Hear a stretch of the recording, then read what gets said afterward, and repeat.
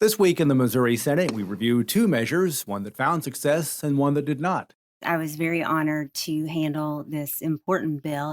House Bill 430 was signed into law on April 22nd. The new law makes changes to certain benevolent tax credits. Senator Thompson Rehder of Scott City was the bill handler in the upper chamber. And that was to increase and make a few changes to the adoption tax credit program that we have. And before, where we had tax credits available for people who adopted children out of the foster care program that were special needs, now we have opened that up to any adoptions of foster children. She adds this new law addresses some long-standing concerns regarding some tax credits.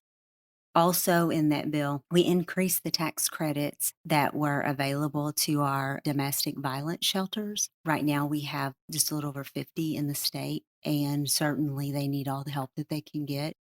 Senator Thompson Rehder also says this new law adds other incentives. This bill also extended some tax credits to maternity homes, increased the amount and extended those. Very, very hopeful that bill is going to make some changes to many people's lives across Missouri. House Bill 430 took effect on August 28th. Another item from this year's regular legislative session did not fare as well.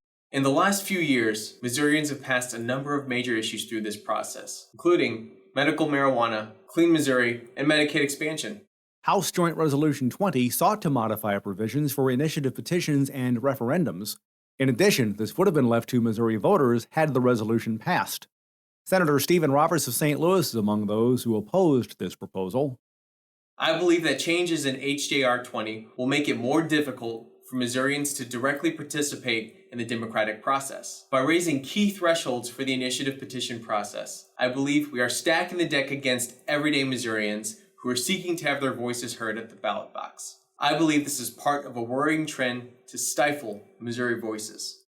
There is a chance a similar measure could be introduced again next year. It's an interim committee. In the meantime, the Missouri Senate Interim Committee on Medicaid Accountability and Taxpayer Protection continues to meet. The panel has already released one report, with a second expected to come later. This committee remains in effect through the end of this year.